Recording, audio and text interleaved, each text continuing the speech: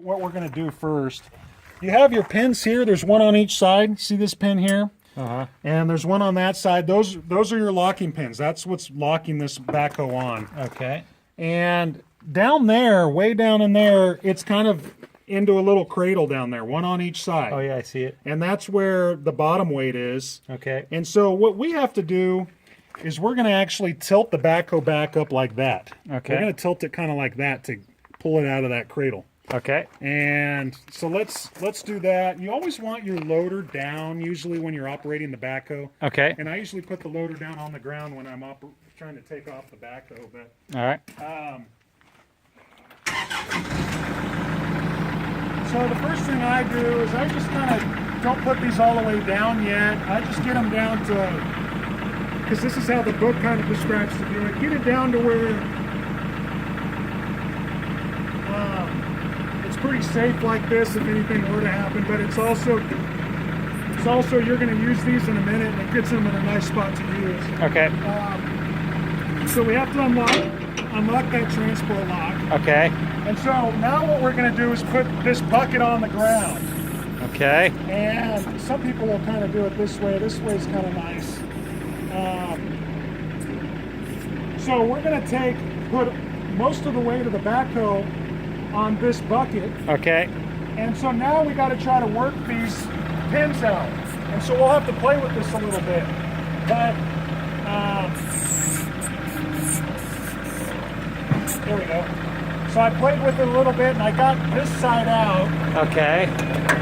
Let me walk over there. You'll have to have your hand on that doing this the whole time to try to get everything out. Okay. And so this side, let's see how loose we are. We're already loose. So, okay. And again,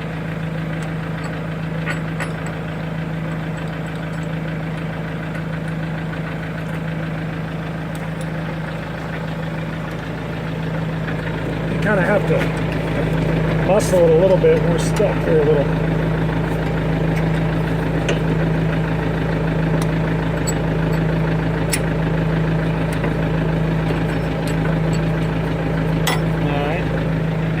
This washer was sitting up against that hose, so it wasn't letting me pull it out. Okay. So now we're out of there, and I'm going to be up front with you. Over time, you're going to get rust in here sometimes, and rust on here. I tell people to keep these greased. Keep them greased, okay. Because what will happen a lot of times you'll see is one pin will fall right out, and sometimes the other pin won't want to come out. Okay. So sometimes you even have to get a little hammer and kind of hit on this. Okay.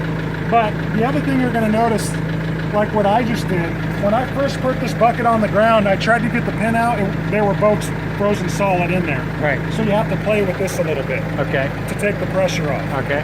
So now the next thing we're going to do is I'm going to put these down. Okay. And there's that little cradle in there we're going to pop this thing out of. The little pin coming out. And we're going to actually lower this. This is always trial and error. Whoops.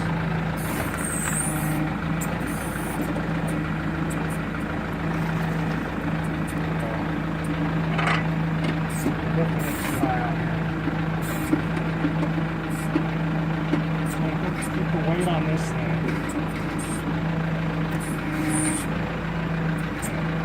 So now we're going to lower this down like this. Okay. See what we did is we kind of went like that. Popped it out, yeah. And again, you saw me kind of clumsily go through it. I'm always figuring out which one's which because I never remember. But the concept is once you get those pins out, you want to do this. You don't want to lift. You saw me try to lift straight up. It won't work. Okay. So you have to come out like that. Okay. Now, what the next thing we're going to do, now you don't want to drive too far forward, but we're going to drive forward so we can access the hoses a little bit. Just a few inches. Just, 3, 4, 5 inches. Okay. Keep an eye on those hoses whenever you do this.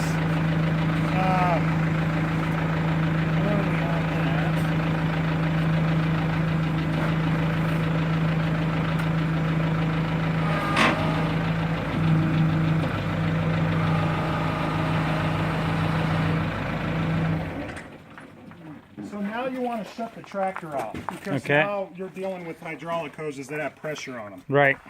And so this part is a little bit crucial, not rocket science, but one thing you need to know. You have a male hose, a hose with a male coupler coming out of the tractor.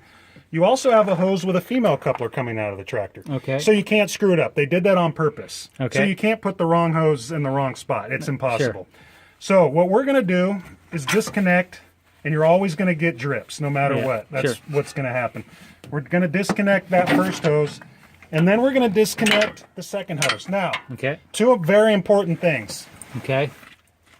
Right now, your loader's not really going to work because you have kind of a broken circuit here, basically. Right. So you have to loop that back on. And I'm in a terrible angle here. I might have to come on your side. We have to loop that hose back on and kind of complete the hydraulic circuit there. Okay. And